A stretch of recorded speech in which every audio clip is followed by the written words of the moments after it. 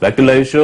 మహారాష్ట్రతో 3 నదులపై 3 చారిత్రక ఒప్పందాలు చేసుకుని తిరిగి వచ్చిన ముఖ్యమంత్రి కేసీఆర్ కు ప్రభుత్వ వర్గాలు, పార్టీ శ్రేణులు ఘన స్వాగతం పలికాయి.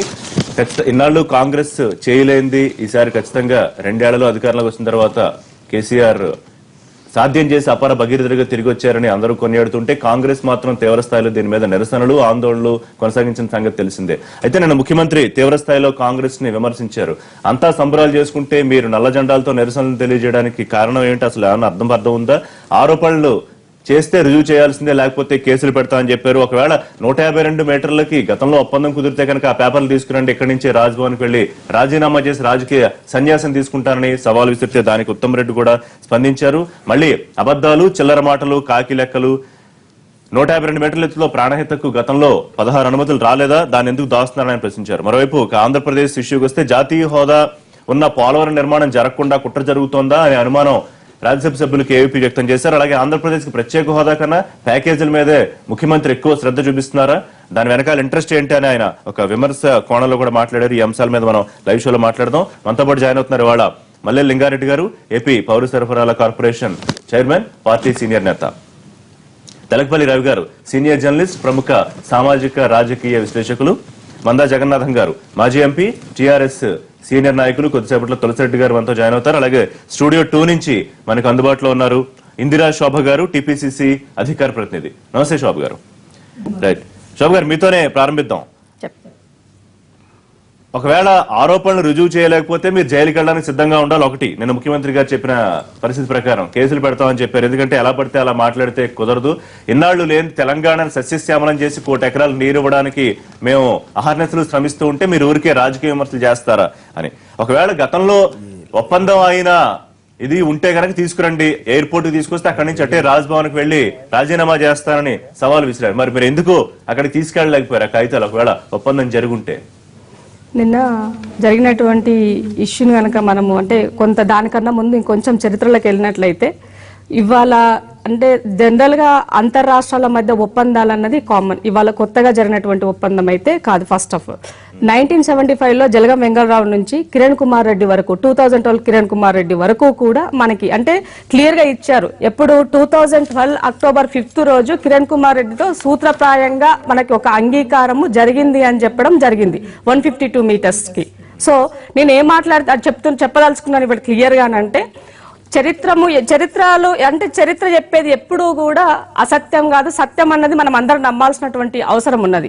ఎందుకంటున్నాను ఈ మాట అంటే 152 మీటర్స్ వద్ద కట్టినట్లయితే సో మనకి అక్కడ ఎలాంటి ముప్పు లేకుండా అంటే మహారాష్ట్రకి 1852 ఎకరాల ముప్పు జరిగినప్పటికీ తెలంగాణ రైతాంగానికి శాశ్వతంగా ఒక మేలు జరిగేది అని మేము దానిపైన గట్టిగా విశ్వసించి ఆ రోజు నుంచి కూడా దానిపైన చర్చలు జరుగుతూనే ఉన్నాయి. దానికి సంబంధించినటువంటి అన్నిటికీ కూడా ఎప్పటికప్పుడు అధికార యంత్రాంగాన్ని అది చేస్తూనే ఆ సమయంలో ఒక అంతర్రాష్ట్ర బోర్డు కూడా మనకు ఆ రోజు ఫామ్ అయిందన్నదని వాళ్ళకు.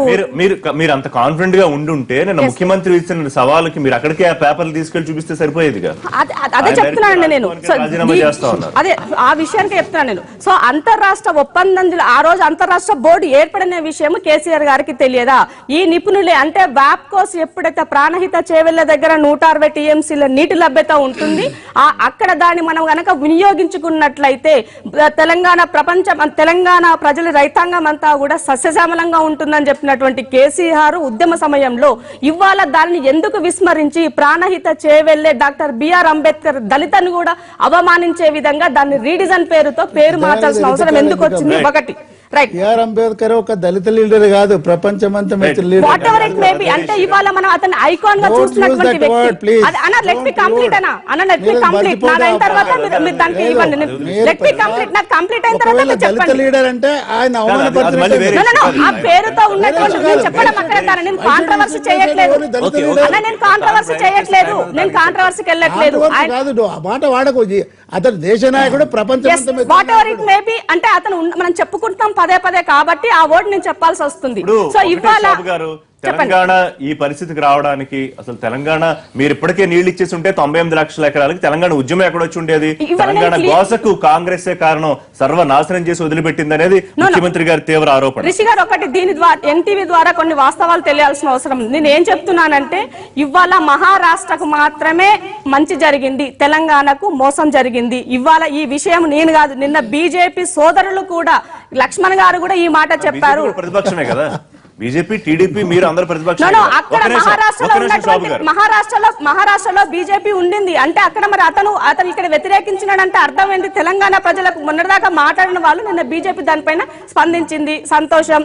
ఇంకొక విషయం ఏం చెప్తున్నానంటే మహారాష్ట్ర వాళ్లకు మేడిగడ్డ దగ్గర గనక కట్టినట్లయితే 3052 ఎకరాలకు ఒప్పుకున్నటువంటి మహారాష్ట్ర వాళ్ళు 1852 ఎకరాలు మునిగితే మరి ఇద్దరి మధ్యలో జరుగుతున్నటువంటిది ఏంటిది మనం గమనించాల్సిన అవసరం ఉంది. ఒకటి ఇవాళ సత్యాలు మాట్లాడితే ప్రతి విషయం పైన జైలుకి వెళ్తాం, చిప్పకూడదు వినిపిస్తాను మాట్లాడుతున్నటువంటి కేసీఆర్ అధికారం అంటే ఒక పొజిషన్ లో సీఎం క్యాండిడేట్ గా ఉన్నటువంటి ఒక పొజిషన్ లో ఉన్నటువంటి వ్యక్తి మాట్లాడినటువంటి మాటలేనా అంటే ఇవాళ చూసాం జయలలిత గారు ఒక చిన్న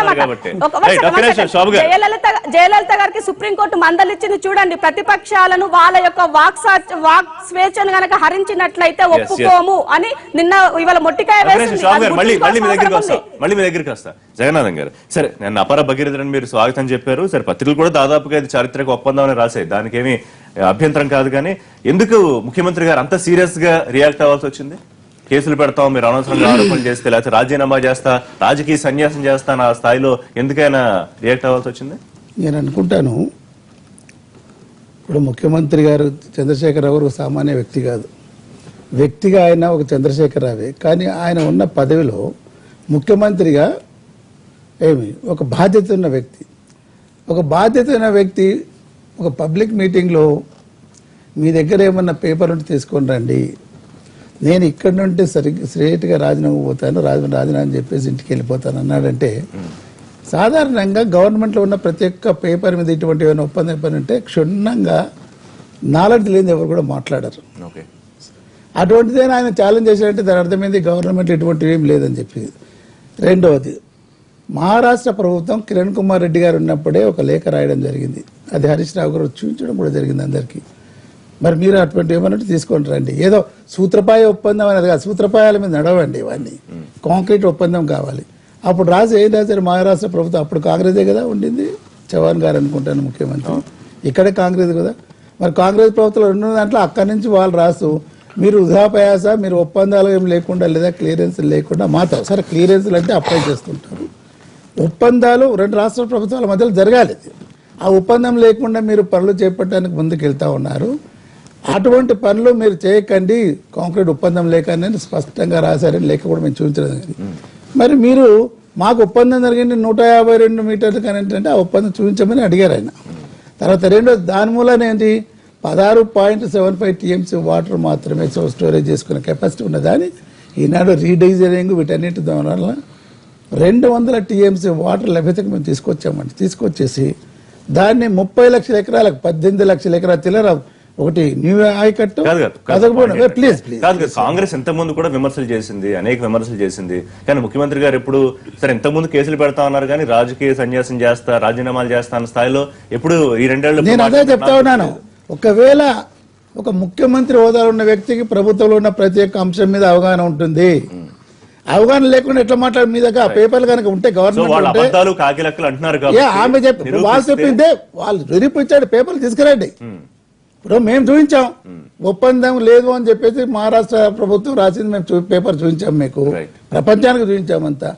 మీరు మరి ఒప్పందం కుదిరింది అని చెప్పి ఆ పేపర్ తీసుకురండి. రవి గారు, ముఖ్యమంత్రి గారు రాజకీయ సన్యాసం మళ్ళీ మీ దగ్గరికి వస్తా ప్లీజ్. రాజకీయ సన్యాసం రాజీనామాల దాకా వెళ్లారు. సరే, తర్వాత ఉత్తమ్ కుమార్ రెడ్డి కూడా మళ్ళీ ప్రెస్ మీట్ పెట్టి నేను సైనికుడిని, మీ బెదిరింపులకి భయపడేది లేదు అని, గతంలో మీరేవో ప్రాణహితకు అనుమతులు రాలేదా అని ఈ పాయింట్లు కొన్ని మాట్లాడారు. సో ఇక్కడ కొంచెం ఎందుకంటే ముఖ్యమంత్రి గారు చెప్పింది వాస్తవం అని ప్రజలు నమ్ముతారు, తర్వాత మరి ఉత్తమ్ కుమార్ రెడ్డి చెప్పిన దాన్ని ఎట్లా తీసుకోవాల్సిన అవసరం ఉంది? ఇప్పుడు 2 రాష్ట్రాల మధ్య ఒప్పందం కుదిరింది, ఒక అడుగు ముందుకు పడింది. తెలంగాణ ప్రాజెక్టులు సాకారం కావాలని మనం మనస్ఫూర్తిగా కోరుకుందాం.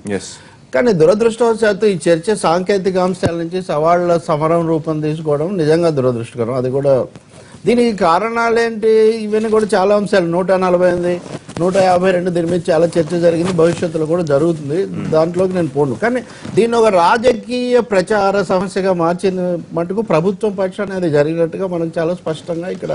కానీ టీఆర్ఎస్ దీన్ని ఒక రాజకీయ కోణంలో తీసుకోదలుచుకుంది. ఒప్పందము 3 సార్లు జరిగింది, 3 సార్లు గతంలో కూడా వెళ్ళొచ్చారు కదా కేసీఆర్ గారు, 3 దశల్లో జరిగింది. హరీష్ రావు మంచి పాత్ర నిర్వహించి ఆ భాగం పక్కన పెట్టేద్దాం. ఇప్పుడు కేసీఆర్ గారు నిన్న చెప్పిన దాంట్లో ఇది ఒక భాగం అయితే, రెండో ముఖ్యమైన భాగం కాంగ్రెస్ పార్టీ సర్వనాశనం చేసింది, తెలుగుదేశం పార్టీ కూడా చేసింది, ఇవన్నీ కూడా. సరే, గతంలో జరిగిన వైఫల్యాలన్నిటికీ ఎవరు పాలించారో వాళ్ళు 2 పార్టీలే పాలించాయి, 2 పార్టీలను విమర్శించాలి, నిర్లక్ష్యం చేశారనొచ్చు, వివక్ష చూపించారంటే కూడా అనొచ్చు. కానీ నాశనం చేశారంటే ఆ నాశన ప్రక్రియలో మీరు కూడా భాగమే కదా. 2008 వరకు మీరు కూడా వైఎస్ఆర్ ప్రభుత్వంలో కూడా ఉన్నారు, తెలుగుదేశం ప్రభుత్వంలో కూడా ఉన్నారు. అప్పుడు ఇరిగేషన్ మంత్రులుగా పనిచేసినటువంటి తుమ్మల లేకపోతే శ్రీహరి లాంటి వాళ్ళు మీ పార్టీలోనే ఉన్నారు. కాబట్టి హఠాత్తుగా ఇదేదో నభో వీధి నుంచి టీఆర్ఎస్ ఈ రాజకీయ వ్యవస్థ ఇదంతా వచ్చినట్టుగా మాట్లాడడము ఒక విధంగా అతిశయోక్తి. ప్రజలను ఒక అనవసరమైన గందరగోళానికి గురించి మీరంతా అప్పటి నుంచి ఉన్నారు. ఇందులో హెచ్చు తగ్గులు ఉన్నాయి. సరే, మహారాష్ట్ర పైన రిజర్వాయర్లు కట్టుకున్న మాట నిజం కదా. అల్మట్టి నారాయణ నన్ను చెప్పండి,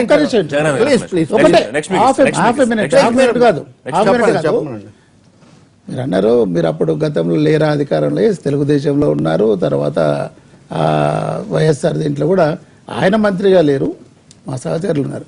కాకపోతే అంటే ప్రక్రియ మీకు తెలియంది కాదు, ముఖ్యమంత్రిని కాదు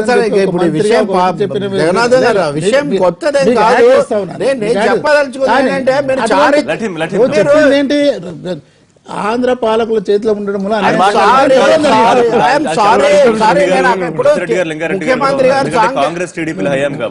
ముఖ్యమంత్రి గారు దీన్ని సాంకేతిక అంశాలకు చేస్తుంటే నేను అవే మాట్లాడేవాడిని.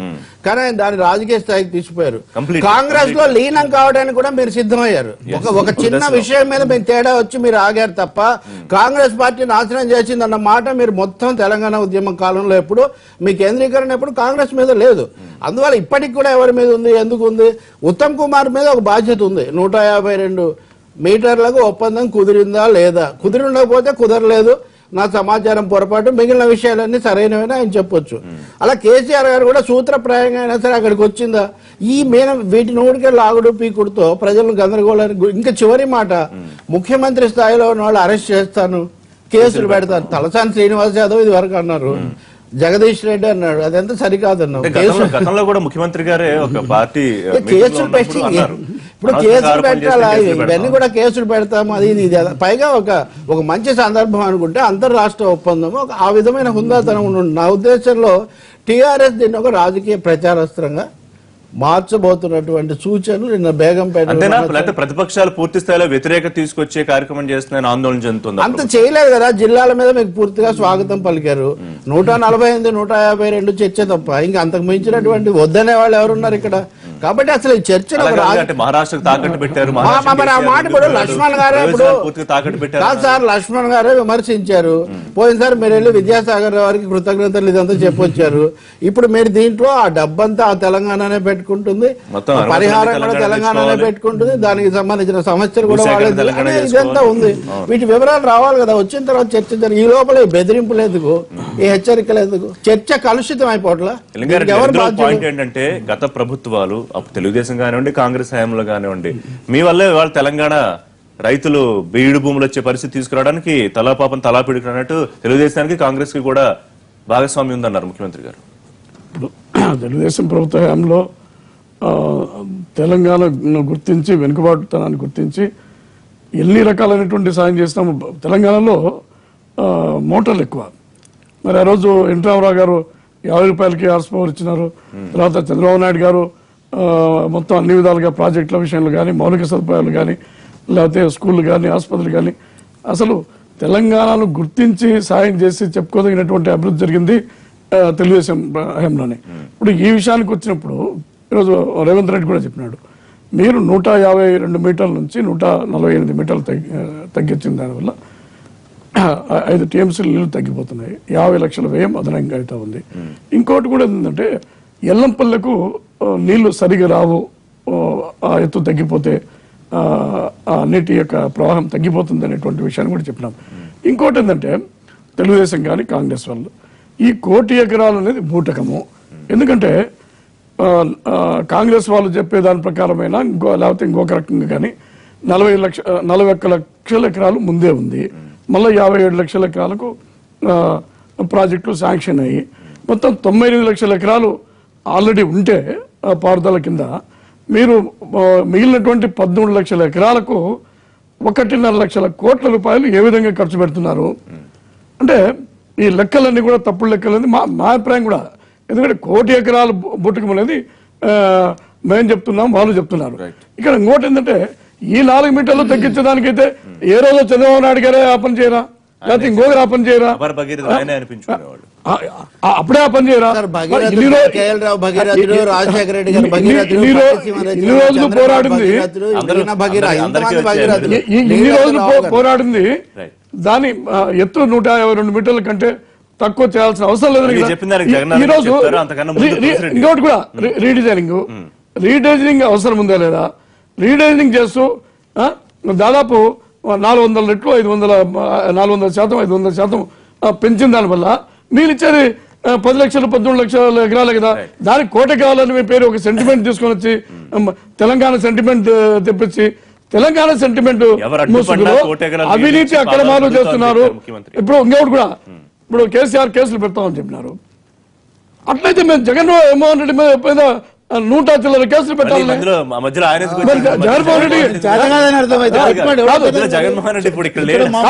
ముఖ్యమంత్రి చెప్పుల భాష చెప్పుల భాష ఎన్ని రకాలైనటువంటి భాషలు స్పీకర్ను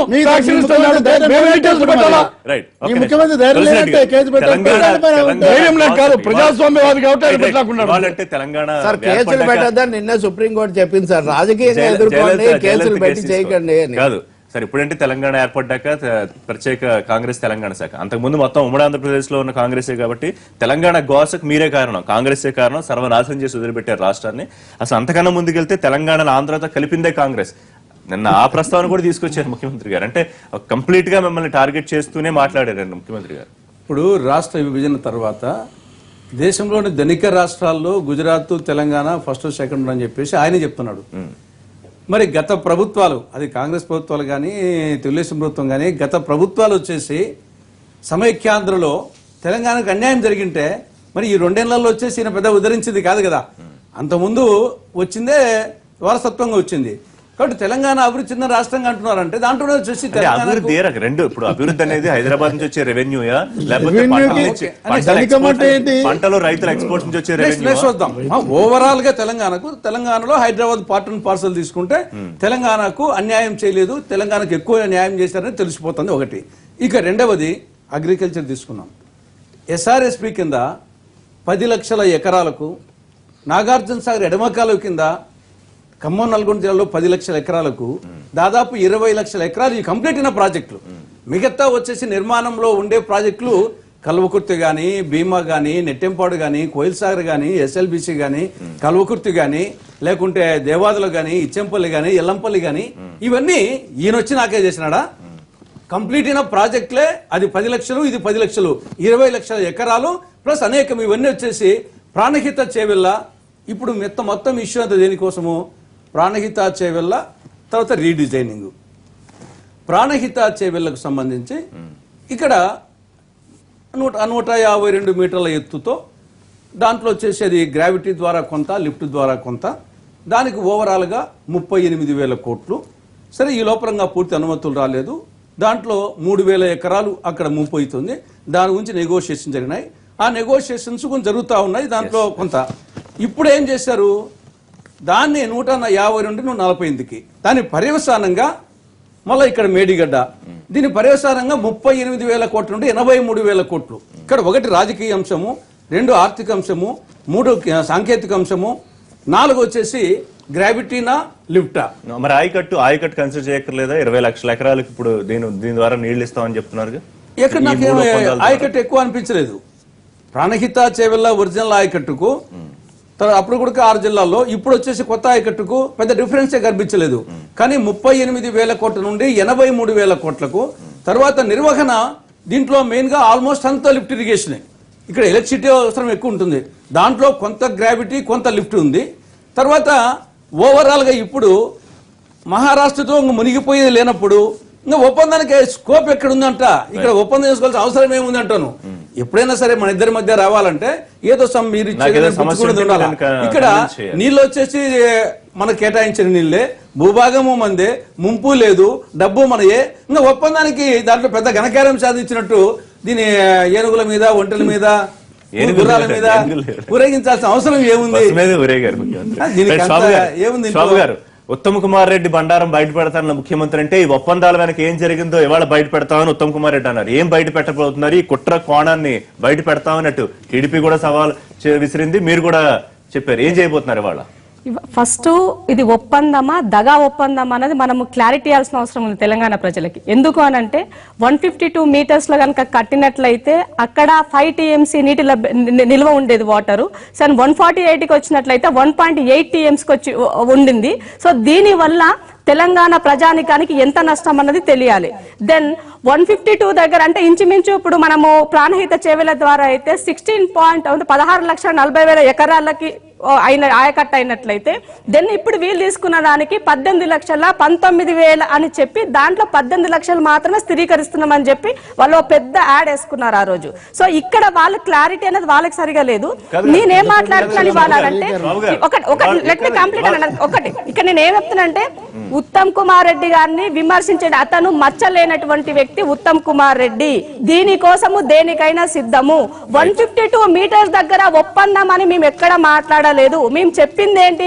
సూత్రప్రాయంగా మాత్రమే అంగీకారం జరిగింది, అంతర్రాష్ట్ర బోర్డు ఏర్పడింది, టెక్నికల్ గా మాత్రం పెండింగ్ ఉండిపోయింది అని మాత్రమే దానికోసం నిరంతరం కృషి చేశామని మాట్లాడడం తప్ప దీన్ని వక్రీకరించి తెలంగాణ ఉద్యమ సమయంలో తెలంగాణ ప్రజలు మోసం చేసి మభ్యపెట్టి మాయ మాటలు చెప్పి గారడి చేసినటువంటి కేసీఆర్ ఈవేళ మళ్ళావే మాటలు చెప్తే తెలంగాణ ప్రజానికం వినడానికి సిద్ధంగా లేదు.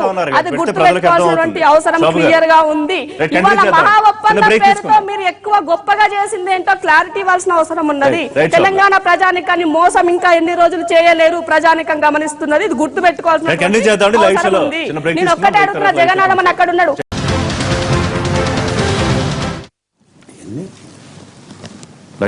జగన్నాథం గారు, ఉత్తమ్ కుమార్ రెడ్డి బండారం బయట పెడతా అన్నారు. ఏ రకంగా బయట పెట్టబోతున్నారు దాన్ని చెప్పే ముందు రవి గారు, ఇప్పుడు మొదటిది ఏంటంటే కేసీఆర్ గారు ఒప్పందం కుదుర్చుకున్నారు, మంచిది, చారిత్రకం, ప్రచారం, అది ఎట్లాగో ప్రచార పర్వం మొదలవుతుంది, ఆయన బస్సు యాత్ర చేస్తారు, చాలా విషయాలు వస్తాయి. అలా కాంగ్రెస్ ఎలా స్పందిస్తుందో కూడా మనం చూడొచ్చు. కానీ గతంలో జరిగిందంతా ద్రోహంతో, కుట్రతో ఒప్పందాలు గత ప్రభుత్వాలు కుదుర్చుకోలేదని ఆరోపించటము కంటిన్యూషన్ ఆఫ్ గవర్నెన్స్ అనే దానికి అది ఒక విభిన్నమైన బ్రిటిష్ వాళ్ళ కాలంలో ఒప్పందాలను, నిజాం కాలంలో ఒప్పందాలను కూడా మనము ఇప్పటికి కూడా అవి కూడా వాటికి కూడా విలువ ఉంటుంది. మహారాష్ట్ర రిజర్వాయర్లు కట్టింది, కర్ణాటక కట్టిందని మీరే అసెంబ్లీలో మీరు చూపించిన పవర్ పాయింట్ ప్రజెంటేషన్ ఏంటి ప్రధానంగా అంటే మహారాష్ట్ర సక్రమంగా ఉన్నట్టు ఆంధ్రప్రదేశ్ ప్రభుత్వం ఒక్కటే చేసినట్టుగా ఆరోపించడం కూడా కేసీఆర్ లాంటి అనుభవజ్ఞుడైన విఘ్నుడైన ముఖ్యమంత్రికి తగని వ్యవహారం అనిపిస్తుంది నాకు. రెండోది, ఆ తర్వాత ఇప్పుడు జరిగే దాంట్లో కూడా మీరే ఆంధ్రప్రదేశ్ ముఖ్యమంత్రిగా ఉంటే ఈ ఒప్పందం, ఉమ్మడి ఆంధ్రప్రదేశ్ ముఖ్యమంత్రిగా ఉంటే ఈ ఒప్పందం మీరు కుదుర్చుకోలేరు. ఎందుకంటే దిగువ రాష్ట్రం, ఎగువ రాష్ట్రం రెండు ప్రయోజనాలను సమన్వయం చేసుకోవాల్సిన బాధ్యత అప్పుడున్న ప్రభుత్వానికి ఉంటుంది.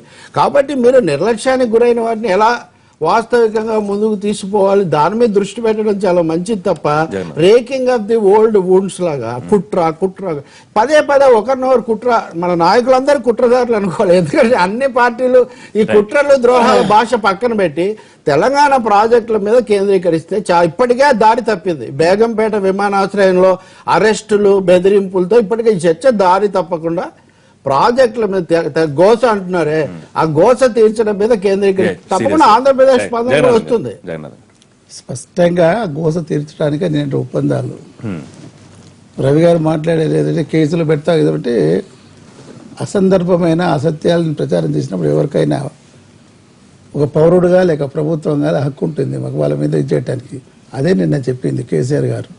మీరు అసత్య ప్రచారాలు చేస్తూ వెళ్తూ ఉంటానంటే ఇప్పుడు కాంగ్రెస్ వాళ్ళు తర్వాత టీడీపీ వాళ్ళు మా ప్రభుత్వం మీద మస్తు కేసులు వేసారు.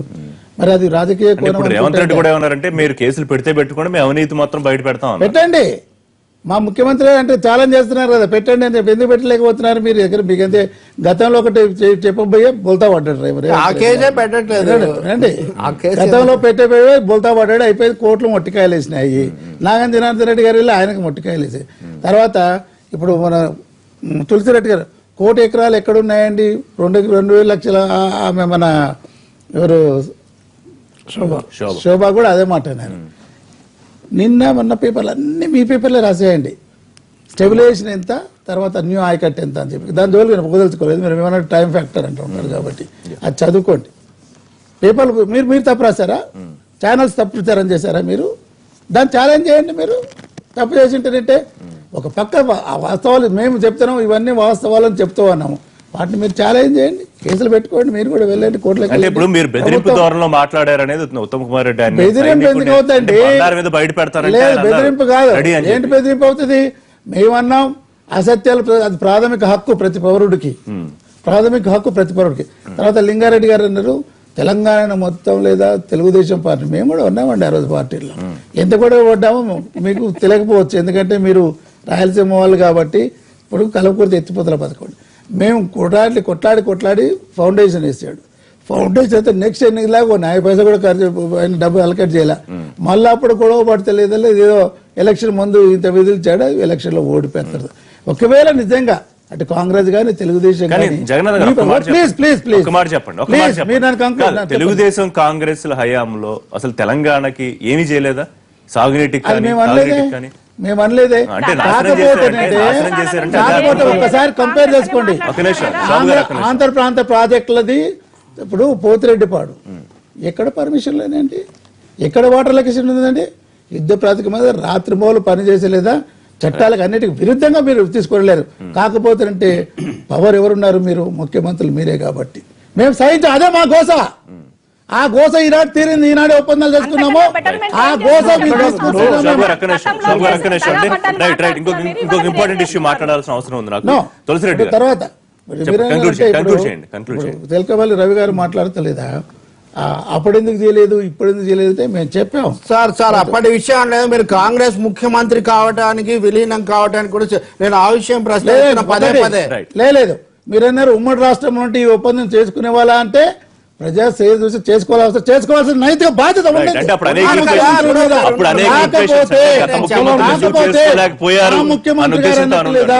కేవలం మీ యొక్క ప్రయోజనాలు చూసుకోలేదా? ఈ ప్రాంతాన్ని కోసబెట్టారు. Right, let us conclude that issue. Tulasi Reddy గారు, నిన్న రాజ్యసభ సభ్యులు కాంగ్రెస్ నాయకులు కేవీపీ జాతీయ హోదా ఉన్న పోలవరం నిర్మాణం జరగకుండా కుట్ర జరుగుతోంది అనే అనుమానం వ్యక్తం చేశారు. ఎందుకు అనుమానం వచ్చింది? ఇక్కడ రెండు, ఒకటి చట్టంలోనే సెక్షన్ 90 ప్రకారంగా చాలా క్లారిటీగా చెప్పడం జరిగింది. ఇది నేషనల్ ప్రాజెక్ట్ ఒకటి. రెండవది ఎక్స్పీడియంట్గా చాలా త్వరగా పూర్తి చేయాలా in the interest of the state. తర్వాత మొత్తం క్లియరెన్స్లన్నీ కూడా గవర్నమెంట్ ఆఫ్ ఇండియా అనే బాధ్యత అని చెప్పేసి సెక్షన్ 90లో సబ్సెక్షన్ 1, సబ్సెక్షన్ 2, సబ్సెక్షన్ 3, సబ్సెక్షన్ 4 స్పష్టంగా చెప్పడం జరిగింది. ఇప్పుడు ఇది పూర్తి కావాలంటే దాదాపు 36,000 కోట్ల రూపాయలు కావాలి. ఆల్రెడీ కాంగ్రెస్ హయాంలో 5,570 కోట్లు ఖర్చు పెట్టడం జరిగింది. తర్వాత ఈ లోపల కొంత ఖర్చు పెట్టారు. ఇంకా దాదాపు 30,000 ఉంటే 36,000 కోట్లు కావాలి. ఈ 3 బడ్జెట్లు ఎన్డీఏ గవర్నమెంట్ వచ్చిన తర్వాత 3 బడ్జెట్లు ముందు వచ్చేసి 850 కోట్లు ఇచ్చారు. 2016-17 బడ్జెట్లో 200 కోట్లు మాత్రమే కేటాయించడం జరిగింది. ఓ దిక్కేమో ఉమాభారతి గారు వచ్చేసి 2018 లోపల పూర్తి చేస్తామంటున్నారు. ఇక్కడ ఉమామహేశ్వరరావు గారి మిగతా వాళ్ళని అంటున్నారు. కానీ అమౌంట్ కేటాయింపులు చూస్తే 36,000 కోట్లు ఎక్కడ? ఇంతవరకు 3 సంవత్సరాలు కలిసి 850 కోట్లు ప్లస్ 200 కోట్లు. కాబట్టి డబ్బు కేటాయింపులు కాడ ఒకటి. కాబట్టి కేంద్ర ప్రభుత్వము తర్వాత ఆ అమౌంట్ కూడా నాబార్డ్ అని మీరింత మేమింత అని చెప్పి కాదు. మీరు ఏపీ సీఎం కూడా ఇందులో అంత ఆసక్తి ఉన్నట్టు కనిపించట్లేదని చూస్తున్నాను. ఇది కేంద్ర ప్రభుత్వానికి సంబంధించి డబ్బు విషయంలో ఏ విధంగా తప్పించుకునే మార్గం వాళ్ళు చేస్తున్నారు. దానికి తోడు వచ్చేసి అరుణ్ జైట్లీ మన పార్లమెంట్ లో మాట్లాడేటప్పుడు దీనికి కొంత ఒరిస్సా నుండి కోట్ల కేసు ఉంది అని ఇండైరెక్ట్ గా వచ్చేసి కొంత అనుమానం వ్యక్తపరిచి చేశాడు. ఇక్కడ రాష్ట్ర ప్రభుత్వం మీద ఎందుకు అనుమానం అవుతుందంటే ఇది టోటల్ గా కేంద్ర ప్రభుత్వం పూర్తి చేయాలి. Yes. దీనికి పోలవరం అథారిటీ అని చెప్పేసి ఒకటి కాన్స్టిట్యూట్ చేశారు. మొత్తం ఎంఓయూ ఇంతవరకు పోలవరం అథారిటీకి కాంట్రాక్ట్ ఏజెన్సీకి రాష్ట్ర ప్రభుత్వానికి మధ్య ఇంతవరకు ఎంఓయూ జరగలేదు. ఈ పరిస్థితి ఈ విధంగా ఉంటే మరొక సైడ్ వచ్చేసి పట్టిసీమ అని చెప్పేసి ఇదేమో పర్మనెంట్ ప్రాజెక్టు, గ్రావిటీ ప్రాజెక్టు.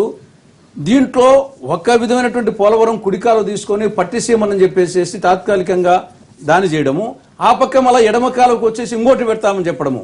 అంటే పర్మనెంట్ ప్రాజెక్టును, నేషనల్ ప్రాజెక్టును, గ్రావిటీ ప్రాజెక్టును దాన్ని వదులుకొని ఇక్కడ డబ్బులు తెచ్చుకోకుండా, ఇక్కడ వచ్చేసి పోలవరం అథారిటీతో ఎంఓయూ జరగకుండా, ఇక్కడ కుడి సైడ్ వచ్చేసి పోలవరం కుడికాల ద్వారా పట్టిసీమ అనే ఒక టెంపరీ ప్రాజెక్టును, ఆ సైడ్ మళ్ళా లెఫ్ట్ కోసం వచ్చేసి ఇంకో టెంపరీ ప్రాజెక్టును చేపడుతున్నారంటే రాష్ట్ర ప్రభుత్వము ఎందుకు ఎంత కారణం అంటే మేము ఈడ ఎందుకు డౌట్ వస్తుందంటే వాళ్ళేమో తప్పించుకోవాలని వాళ్ళు చూస్తున్నారు, ఈయనేమో అది ఈ పట్టిసీమ అనేది ఇంకోటి మీద పెట్టేసేసి ఈ డబ్బులు మాకు ఇవ్వండి అని చెప్పేసి ఈ లిటిగేషన్ అంతా ఎందుకు పోలవరం అథారిటీకి ఇస్తే రాష్ట్ర ప్రభుత్వం చేతిలో ఏముండదు. కానీ అది కొంచెం తీవ్ర విమర్శ. అంటే పోలవరం మీద ఇంట్రెస్ట్ లేకుండా ఉన్నారు ముఖ్యమంత్రి, ప్యాకేజీల మీద ఇంట్రెస్ట్ ఉన్నది ప్రత్యేక హోదా కన్నా. తీవ్ర విమర్శలు అనిపించట్లేదు. ఒక నిమిషం లింగారెడ్డి గారు, ప్రత్యేక హోదా పోలవరం ప్రాజెక్ట్ అంటే ప్రత్యేక ప్యాకేజీల పైనే ముఖ్యమంత్రి ఎక్కువ ఆసక్తి చూపిస్తున్నారు కాంగ్రెస్ వర్షన్.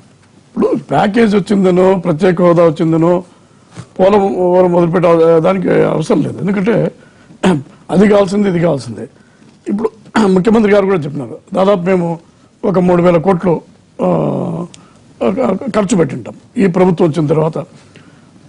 మేము ఖర్చు పెట్టింది మాకు ఇవ్వండి. ఎందుకంటే పోలవరం పైన మా ప్రభుత్వం వచ్చినప్పటి నుంచి ఖర్చు పెట్టే దాదాపు 3,000 కోట్లు మీరు డబ్బులు ఇచ్చినప్పుడు అది తిరిగి మేము దానిపైన పెట్టుబడి పెట్టేదానికి త్వరగా పూర్తి చేస్తానికి అవకాశం ఉందని చెప్పి పదే ఢిల్లీకి ఎన్నిసార్లు పోయినాము, ఎన్నిసార్లు మా కేంద్ర మంత్రులు సురేష్ చంద్ర గారు కానీ మా ఎంపీలు కానీ డబ్బులు ఇవ్వండి అని చెప్పి కూడా చాలాసార్లు పోవడం జరిగింది.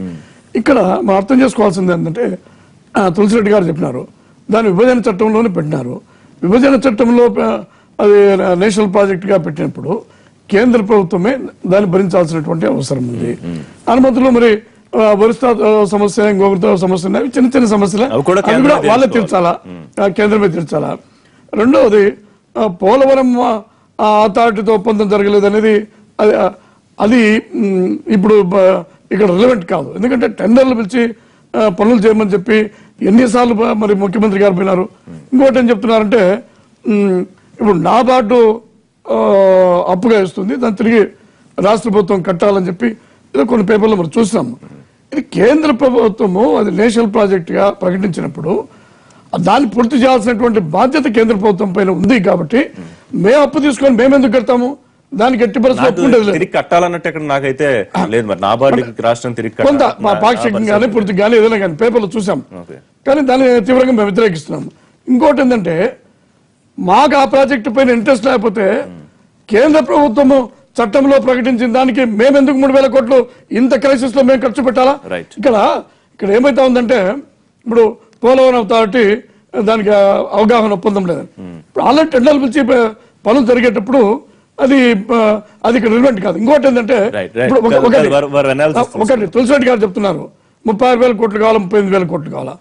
పూర్తి అయ్యేటప్పటికి అది ఎన్ని వేల కోట్లు పెరుగుతుందో కూడా మనందరికీ కూడా తెలియదు. మరి ఇది కేంద్ర ప్రభుత్వం డబ్బులు ఇచ్చే దానిపైన కొంత ఆధారపడింది. అంటే ఈ లోపల ఇంట్రెస్ట్ ఏదో పక్కదారి పడుతున్నట్టు కాంగ్రెస్ అనుమానం. ఈ లోపల రైట్ మెయిన్ కెనాల్ నుంచి పట్టుసీమ లేకపోతే రాయలసీమకి ఎత్తండి. అసలు ఇక్కడ పుష్కరాలకు నీళ్లు ఉంటాయా చెప్పండి. కాబట్టి ఇప్పుడు అక్కడ ఏం వేస్ట్ అవుతుంది చెప్పండి. ఆ కాలువలు పనికి వస్తాయి, మోటార్లు కావాల్సింటే పట్టుసీమకు వేరే చోట పెట్టుకుంటాము. లెఫ్ట్ కెనాల్ కూడా కావాల్సిందే కదా, దేన్ని వదులుకుంటాం చెప్పండి. ప్రధానికి ప్యాకేజ్ కోసము ప్రత్యేక హోదా వదిలేసినారు, వదిలేసినారు. ఇది ఒక సెంటిమెంట్ గా తీసుకొని వచ్చి వ్యతిరేక ప్రచారం చేయడం మంచిది కాదు. విభజన చట్టంలో నిర్దిష్టంగా పోలవరం ఉంది, కానీ కేంద్రంలో మొన్న అరుణ్ జైట్లీ మాట్లాడిన చూస్తే మటుకు కొర్రీలు వేసి దాన్ని ఏదో అభ్యంతరాలు పెట్టే ఒక వాతావరణం అయితే కనిపిస్తుంది. నిధులు కూడా మేము ఇవ్వలేదు, ఇచ్చిన తెలుగుదేశం డైవర్ట్ చేసి బీజేపీ తెలుగుదేశం మధ్యలో ఒక అంతర్యుద్ధం కూడా ప్రాజెక్టు మీద నడుస్తున్నట్టుగా మనకు స్పష్టంగా కనిపిస్తుంది. ఇంకా తర్వాత నిధుల కేటాయింపు పట్టిసీమ రావడంతో డైవర్ట్ అవుతుంది, ఇది హైజాక్ అయిపోతుంది అనే ఒక ఆందోళన కూడా బయలుదేరింది. దీని మీద పూర్తి స్పష్టత ఇవ్వాల్సింది, కేంద్రీకరణ ప్రాధాన్యత క్రమంలో ఉందని నిరూపించుకోవాల్సింది రాష్ట్ర ప్రభుత్వమే. అదైతే ఇప్పుడు లింగారెడ్డి గారు చెప్పిన దాంట్లో కూడా ఆయన కూడా అసంతృప్తి వ్యక్తం చేస్తున్నారు తప్ప ఒకటి స్పష్టమైపోయింది, హోదా కృష్ణార్పణం ప్యాకేజీకి పిండ ప్రధానం అని మొన్న నేను రాశాను. బీజేపీ కేంద్రం ఈ రెండు పనులు ఇప్పటికి పూర్తి చేయి, ఇంకేదన్నా వాళ్ళ మీద పెడితే ఎండమావుల మీద పెట్టుకోవడం, మామూలుగా ఇచ్చే కేటాయింపులు తప్ప మేము అదనంగా ప్రత్యేకంగా ఏం చేయబోవడం లేదు వాళ్ళు అంటున్నారు. పోలవరం కానీ ఇక్కడ ప్రాణహిత చేవేళ్లను రీడిజైన్ చేయడం వల్ల వచ్చింది, కానీ వీటి విషయంలో కేంద్రం దాగుడు మూతలే ప్రదర్శిస్తుంది. ఇప్పటివరకు స్పష్టత లేదు. తప్పకుండా పోలవరంకి ఇచ్చిన మాట ఎలా నిలబెట్టుకుంటున్నారు, నాబార్డు రుణం అంటారు, ఆ సందేహం తప్పకుండా కలుగుతుంది. మేము రుణం ఇప్పిస్తాం అన్నప్పుడు ఎవరు ఇప్పిస్తారు, మీరు తెచ్చుకుంటారా? మరి ఎవరు రిపే చేయాలి? మీరు ఇప్పించేటైతే మీరు మాకు చెప్పడేందుకు, కేంద్రం మీ ఫైనాన్సెస్ మీరు మేనేజ్ చేసుకుంటారు. మీరు ఎప్పుడైతే we are arranging loan from NABARD అని ఆర్థిక మంత్రి చెప్పాడో, ఇది రాష్ట్ర ప్రభుత్వం నిన్న కాంగ్రెస్ రాజ్యసభ సభ్యులు వ్యక్తం చేశారు, పట్టిసీమ పోలవరంలో భాగమా, పోలవరం నుంచి వైదొలిగిందా అనే దాని మీద ఇంతవరకు రాష్ట్ర ప్రభుత్వం రకరకాలుగా మాట్లాడుతుంది. పోలవరం ఇష్యూ గానీ, ప్రత్యేక హోదా గానీ, ప్యాకేజీలు గానీ తీసుకురాగల సమర్థుడే చంద్రబాబు నాయుడు. అయినా ఆయన తీసుకురావట్లేదు, ప్యాకేజీలు అంటున్నారు అంటే మాకేదో అనుమానం కలుగుతుంది. రోజు పొద్దున్న లేచి వారి సమర్థతను వారి అదే పనిగా పొగుడుకోవాల్సిన అవసరం లేదు సార్. ముఖ్యమంత్రిగా ఉంటారు 5 ఏళ్ల పాటు, వాళ్ళు పాలనా సంబంధమైన విషయాలు నిర్దిష్టంగా నిర్మాణాత్మకంగా ఏం జరుగుతున్నాయి, పుష్కరాలతో మొదలు పెట్టారు, వెళ్ళి ఆహ్వానాలు ఇచ్చొచ్చారు ప్రధానికి వీళ్ళందరికీ. పుష్కరాలు ముగిసాయి కానీ ఈ సమస్య మీద ఎంత మాత్రం కూడా ఒక్క అంగుళం కూడా 1900 కోట్లు మామూలుగా రొటీన్ గా కేటాయించిన ఇంకా ఎటువంటి స్పష్టత కేంద్రం నుంచి రాలేదు. అసలు ఇప్పుడు బీజేపీలోనే నామకార్థంగా హోదా ఇచ్చి సరిపెడదామని కొందరు, కాదు నిధులు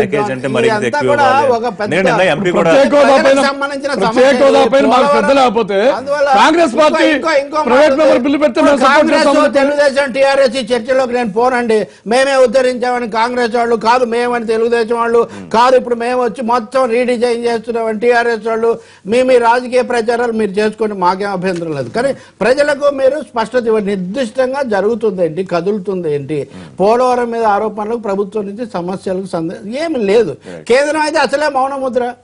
కాబట్టి ఇది చాలా కీలకమైన అంశం. ఇక్కడ దీన్ని దారి తప్పిస్తే కనుక ఈ చర్చ ఇక్కడ నేను ఇందాక కూడా చెప్తుంది, అదే కృష్ణా గోదావరి డెల్టా కాటన్ పెంచింది నిజాం హయాంలో, నిజాం సాగర్, వీటిని మినహాయిస్తే మిగిలినవన్నీ అరకొరగా అస్తవ్యస్తంగా నడుస్తున్నాయి. ఇప్పుడైనా మీరు ఒక వాస్తవిక వైఖరి మీరు తీసుకోండి, తెలిసి ఏం జరుగుతుంది. థ్యాంక్ యూ లింగారెడ్డి గారు, థ్యాంక్ యూ రవి గారు, థ్యాంక్ యూ జగన్నాథం గారు, థ్యాంక్ యూ తులసిరెడ్డి గారు, థ్యాంక్ యూ షాబ్ గారు. లైవ్ అందుబాటులోకి వచ్చింది. ఇదే లైవ్ షో, రేపు లైవ్ షోలో మళ్ళీ కలుద్దాం.